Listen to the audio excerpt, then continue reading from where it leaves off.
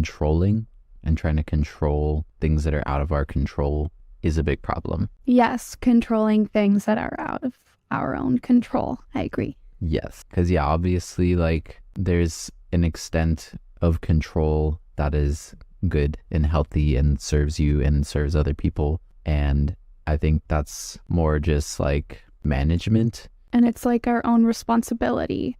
We can control what is within our own responsibility. Yeah, versus I think the controlling that when it becomes a problem is when it's like things that are not actually your responsibility that you're making your own responsibility, like the way that someone else is acting, for example, or like the way that the universe is responding to something that's happening, like all things we can't control. And you can tell when you are trying to control something that is out of your control because it feels very different in your body when you are almost like stepping into your own power and taking control over something that you can have an impact on. Like desperate energy feels very different in your body than empowerment. Yeah, that's a good point. Yeah, I think that's a good way to tell the difference between like the kind of control that you're trying to create is, if it feels like desperate, if it feels like pressure, if it feels like anxious, then it's probably you're trying to control something that is not actually your responsibility to be controlling. Yeah. And that's where you start to feel like powerless because, there's just some things you can't control. But then if it's something that you can control, it's going to feel empowering, like you said. It's going to feel empowering and it's going to feel just like simple, and it's going to feel like, it might take like some discipline and some energy to get yourself into it, but once you start getting it going, you really start to build up confidence because you start to see that you actually can make progress. You know that you're in a place of empowerment when there is forward movement and growth. When you notice that you are stuck and not moving in places that you're trying to control, it's so likely that that is just not a place for you to be practicing controlling. That is such a good example. I love that. So do you have like a story in mind that you can relate to kind of just really paint a picture of like what control can look like in someone's life? Like what's a time in your life where you experienced control as like a problem? The very first time that I set out to intentionally create something in my life, like I dreamt this dream and the dream felt big and exciting and a little bit scary. And I went full force. And this was kind of the first time after learning about manifestation and creating in your life, I thought about what I wanted and I decided, okay, I'm going to full send. And the problem that I ran into was I tried to do it all on my own.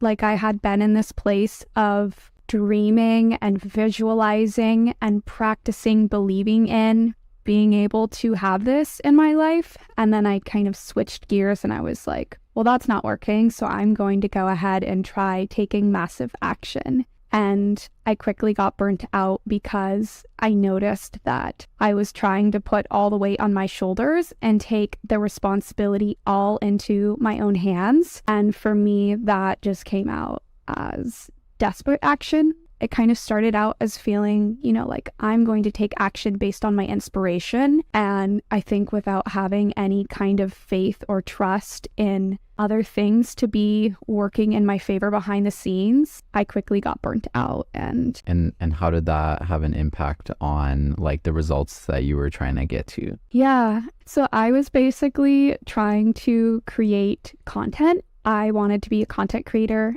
and it was kind of like round 1 or maybe 2 of pursuing this goal. And for me, my content just was so cringy to watch. Like my content was definitely taken in a very desperate way. It was created in a way where I was trying to get something from the world rather than like give back to it. And yeah, I feel like the process was very rushed, which I feel like is kind of where that desperate energy chimes in. And it was really just an uncomfy experience for me. Yeah, what about you? Do you have anything that comes to your mind about a situation in your life where you felt like you were over controlling and it ended up hurting you more than it ended up helping you? Definitely. Yeah. The story that comes to my mind is a really similar story as far as, this was like one of the first times that I really set out to create something that felt like big to me. And I really did, like you were saying, like I started out with setting the goal and like visualizing and, like researching and journaling and just doing everything that I could to make sure that I was in a good place to really make this thing happen. And it was what you were talking about earlier as far as like feeling rushed. That's kind of where it got me. Like the sense of control that I had was a sense of like feeling rushed, like I needed to make this happen. Sure. And part of that is because of the way that I set myself up. I didn't really plan things out very well. And I kind of gave myself a tight timeline and set things up to where I literally quit my job. I quit my job to be able to pursue this goal. And, that really gave me a pretty short timeline already in itself. And then the control for me, it ended up coming out as this like really impulsive decision to just try to boost myself forward and feeling like I needed to make this happen. And ultimately what ended up happening is I ended up investing in stocks. I remember that. And it wasn't just normal stocks, it was like options contracts, which have very like risky potential as far as what you can lose, but also have a very high potential for what you can win. And so I ended up like I had some money saved, I had credit cards, I had everything, and I ended up just really getting into this place of desperation because the plan that I had set out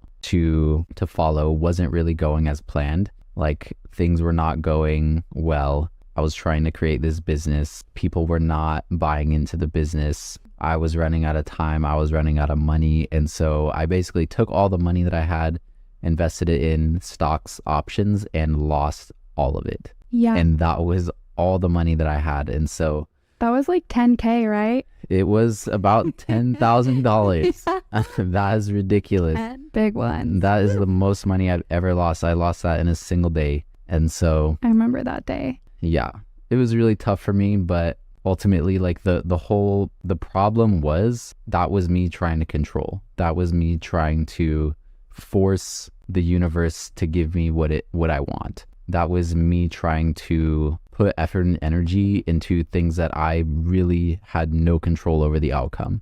And it was like, that is what I was focusing on rather than focusing on the things that I actually did have control over and the things that I actually could like have an impact on. I was focusing on basically all of these things that were outside of my control.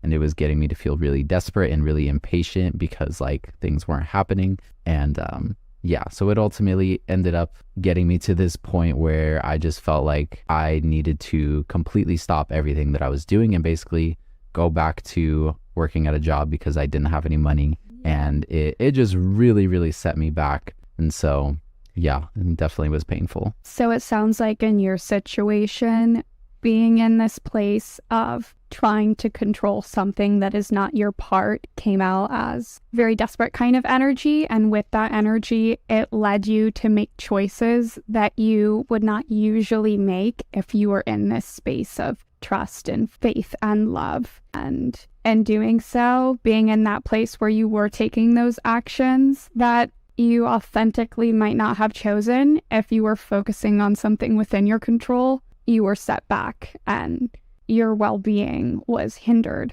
by those choices, by taking action based on this place of trying to control. Yeah, exactly. There was no faith, there was no trust. There was basically, I'm going to make this happen because I don't trust that it's going to just happen on its own. I think the thing that I started to learn about successful people is that they do have a lot of trust and faith. And the way that that comes out is by outsourcing. Like successful people that I watch seem to be very open to including other people in their journey. And they're very open to picking someone to help them and giving them trust. Like they almost treat other people like the universe, and they see that, okay, I'm going to practice putting trust here so I can focus more on my own part that I have control over. And there's that faith dynamic. But it really seems like successful people choose to include other people in their success and in their process of manifestation, rather than assume that they can take control all by themselves and that they can hold all that responsibility on their back. Mm-hmm. Yeah, that's a good point. Yeah, I think depending on where you're at and what you're trying to create, the practice of faith and trust is going to look different. Sure. And so, yeah, in a business sense, if you're creating a business, the idea of putting yourself in that place where you're responsible for absolutely everything is definitely going to get overwhelming at some point. And so, yeah, to be able to delegate work and authority is an act of faith, an act of trust, and it is ultimately going to lead to your business running a lot more efficiently. But what did faith and trust look like in your situation that you're talking about? Like how did you kind of overcome that? And like, what kind of tools did you use to help you get to a point where you were feeling more faith and trust? Yeah, that's a great question. I feel like for me, kind of that first step was recognizing and acknowledging that I wasn't in that place. And I had to show myself that for trust and faith to work, that has to include trusting myself to show up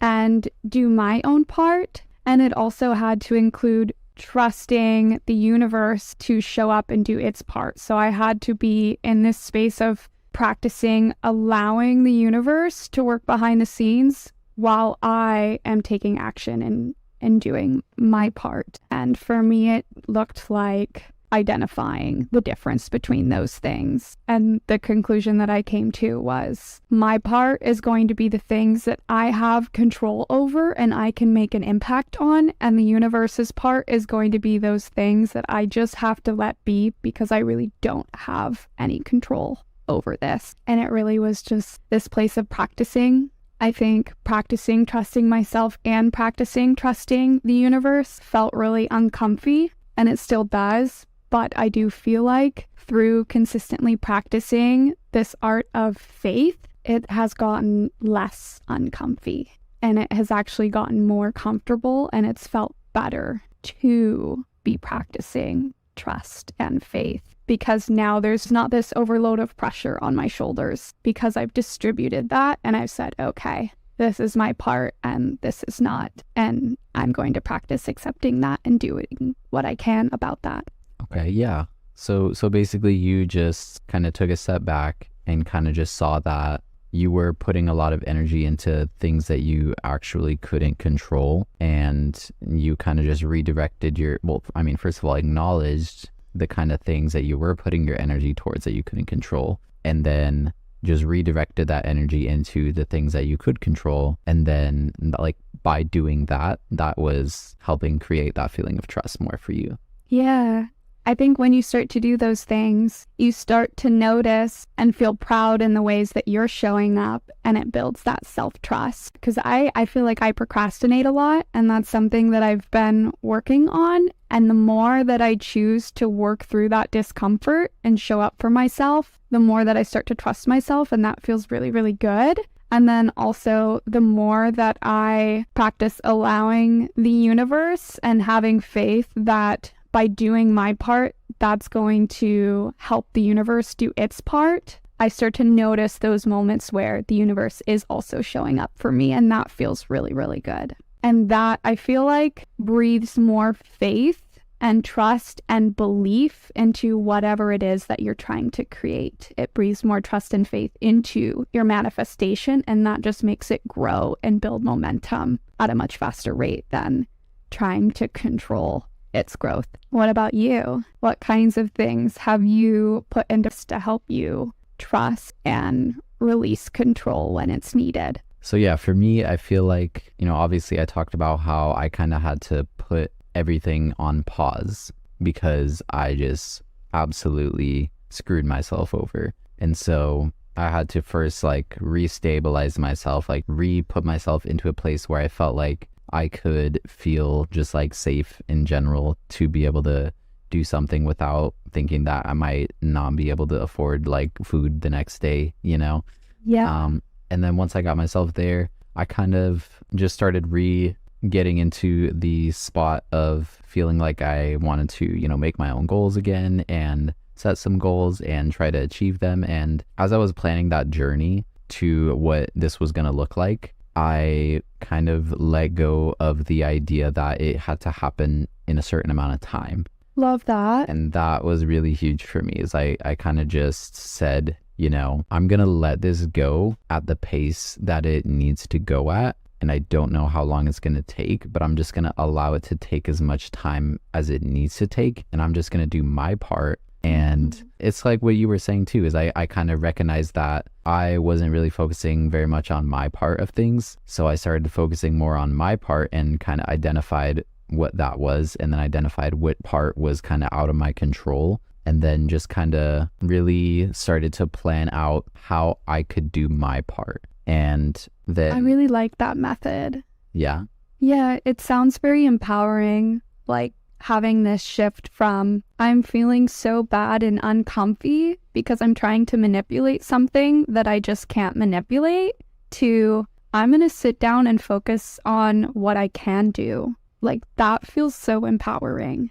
Yeah. And I love that. It is empowering, and I think at the same time it's kind of challenging to get there, because it really involves like putting your ego to the side. That's fair. And being like, I can't do everything, and just being like, there's only so much I can do. You know, it takes a lot of like just humbling yourself and just recognizing that you don't have it all figured out, and that it's okay to not have it all figured out. And so, yeah, that's kind of what I had to do. But yeah, it has really helped out to just have that shift in perspective. And yeah, it seems to be working really well for me. You said something that I felt like I related to. You talked about how you had basically took yourself out of your comfort zone when you were pursuing this business that ultimately led you to make a decision that costed you $10,000. So you took this leap of faith. You quit your job and you took yourself completely out of your comfort zone for this dream and for this thing that you wanted to create in your life. And then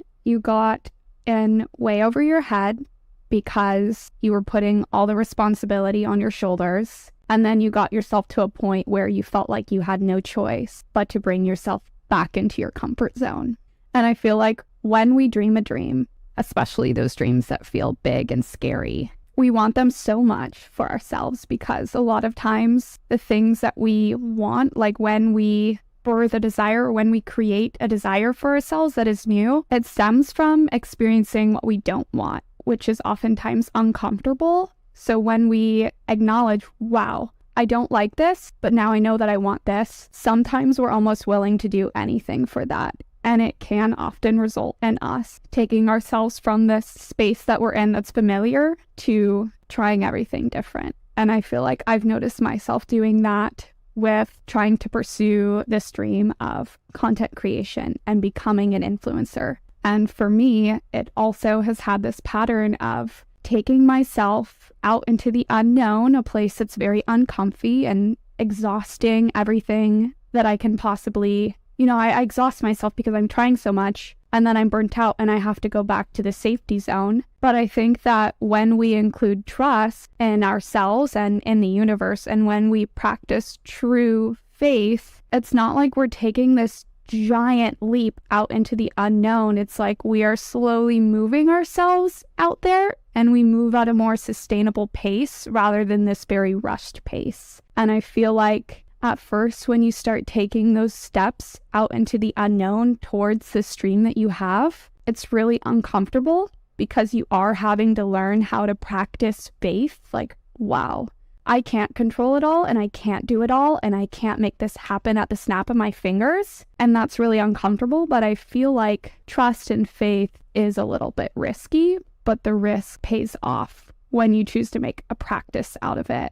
I really like what you were saying about just trust and how it does involve being in the unknown. And I think that that's just such a cool thing to be able to understand, because like trust and faith implies being in the unknown. True.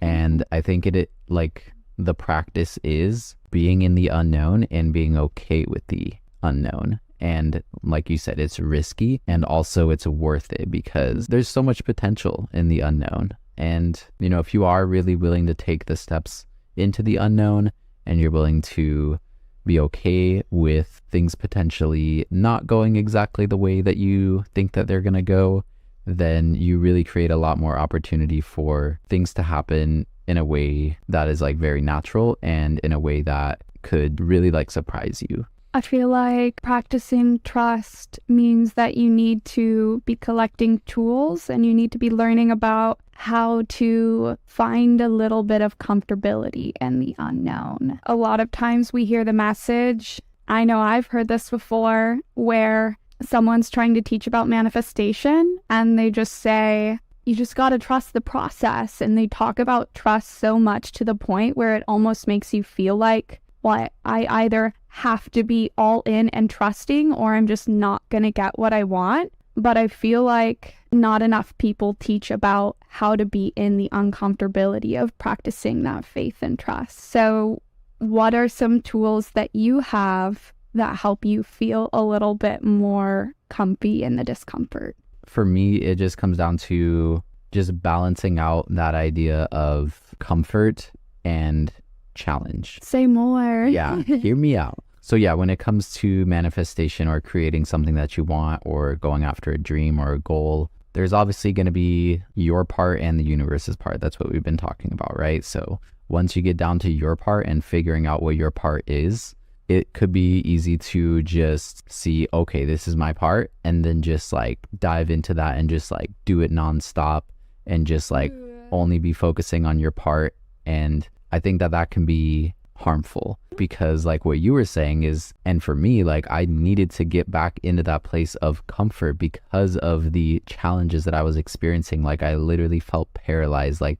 I could not move forward at all anymore. And so to just give yourself space to do both, you know, give yourself space to dive into your part and dive into the action and dive into the discomfort and the challenge, and then also give yourself permission to take breaks and give yourself permission to relax and give yourself permission to, you know, just get comfortable and like set things up in a way where it actually does feel good for you.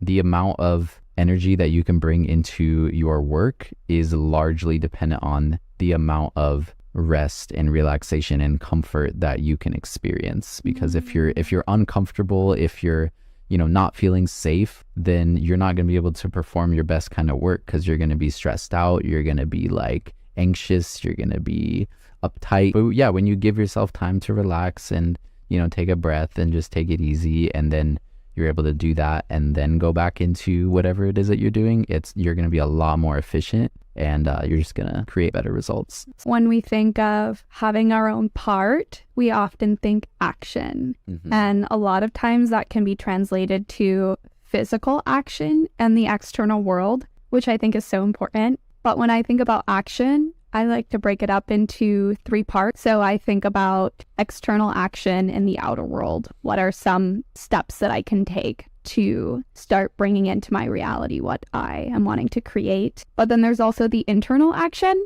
You might run into some block within your internal world that limit or hinder your ability to take those actions in the outer world. And so I think that there needs to be this balance and this constant cycle of taking action in the outer world and then taking that action in your inner world. And then on top of that, the third piece of action, I think, is rest. And you talked about that in a really beautiful way. And I think that all of those things and finding your unique balance of that is what is going to help you move forward the fastest. That was beautiful. Yeah, and it is really going to look different for everybody. And, you know, depending on what your goal is and depending on where you're at in your life. Because, like, I mean, for some people, they do feel okay with quitting their job to go pursue this dream, you know, and like doing this thing and like working for 12 hours a day, you know, and like for some people that'll be their balance, you know, and they'll have, you know, 1 hour of the day where they sit and watch TV or something. I don't know. But yeah, I think just depending on what your goal is, depending on where you're at in your life, depending on what your circumstances are like, that balance is going to look different. But yeah, it is those three parts. Focusing on your part as far as physical, external action, focusing on your part as far as internal action, overcoming resistance, dealing with the blocks that come up, and then giving yourself time to rest. That combination of things and finding that balance for you and for your specific goals, that really is going to make a huge difference. I'm thinking about the car analogy to manifestation, and that is one of my favorites because it really puts this into perspective. A problem that I've ran into myself and I know that other people have ran into is sometimes we think that if I'm not doing anything, if I'm resting, if I'm doing internal work and I'm doing that instead of taking the physical action that in my mind I see is going to produce physical results, which is what I want. We often think that by doing the internal action and the rest, we're taking away from that forward movement with the external action and that it's slowing us down, but I don't think that that's the case. And I think the car analogy helps put that into perspective. So can you explain the car analogy? Yeah, I feel like I love having like a visual, but when you think about having a manifestation, you can picture a car, and that car is going to be the vehicle that moves you to your manifestation. The car is what moves you from point A, your current reality, to point B, the reality of your manifestation. And then there's different parts of the car that represents the different kinds of action. So the gas is I love this. The gas, right? You pressing on the gas pads, you taking that physical action in the outer world. And then something like your brakes is going to be your resistance. When your brakes are being pressed, that just means that it's time for that internal work. Or maybe like, I don't know, your parking brake is on and you got to take a little rest or something. Or you hear like a clunking in the engine or something and like something's going on with the car. Yeah. Yeah. So it's going to be a lot more beneficial to figure out what's going on with your car, figure out what is slowing you down. And a lot of times, literally, that means we need to go inside of ourselves and work through whatever that is. And then once we have taken our foot off of the brake, we are able to press the gas and move forward so much more smoothly. And that's what's happening when we are working through our blocks, through our shadows. And then also, I don't know, you gave an example of like a road trip or something before. I don't know, how can we bring in like the rest piece? Yeah, I mean, like, okay, let's say that you start at point A and then you have point B, which is your goal. And let's say it's a road trip, okay? You're driving from the West Coast to the East Coast. That's like a 3 or 4 day trip. Like both people start at the exact same place and both people just start going, okay? Both of them start to experience this like clunking sound in the engine, right? And you start to think, oh yeah, you know, what is that? One person actually stops and they look at the clunking in the engine and they try to figure out what's going on and they're able to solve the problem and keep going. Meanwhile, the other person, they kept going despite the fact that their car is making all these weird noises, right? And so along with this journey, they're still going. And now, it's nighttime. This person that just fixed their car, they decided that, they're getting a little tired. They're going to stop and rest. Meanwhile, this person, their car is making a bunch of noise. They're feeling tired. They're like, I'm just going to keep going. Where the burnout comes in. Yeah, exactly. A few things are going to happen to this person that keeps going. At one level, it looks like they're getting further ahead because this person has stopped once to repair their car and now they're stopping to go and sleep on their journey. And this person is just powering through everything. So obviously one of two things is going to happen to this person who's just powering through everything. Either their car is going to break down and they're going to have to really like stop and take like a lot more time than it would have taken if they would have just stopped originally when it came up. Or they're just going to like pass out while they're driving and, create some other kind of unwanted consequences that is going to really hinder their trip. And meanwhile, this person, their trip is going smoothly. They're feeling good about it. They're feeling well rested. They feel glad that they stopped and, figured out what was going on with their car. Their car is running smoothly. And, at the end of the day, the person who stops and does all the internal work as well as takes the rest, they end up getting to their destination faster and feeling better about it too. Right. So your energy is much better. You're likely to feel much more energized, and you're able to bring your best self forward when you've taken that rest. And as a result, your external action or even your internal action is going to happen in a much more efficient and just like easy breezy going kind of way. right. So I think we're probably at a point where we can kind of start wrapping things up. Yeah, I feel like the main takeaway is for people to take the action of identifying, are they in this place of control that is in a not so helpful way? Whether that looks like desperation or anxiety or impatience. And then after they're acknowledging where they're at, taking note and identifying their part and the universe's part. For the universe's part, they're going to be practicing allowing that part to be, noting when it is performing in the way that is your preference and like celebrating that and feeling grateful for that. And then also practicing showing up and doing your part and building that self-trust. And I think together, that's how you manifest.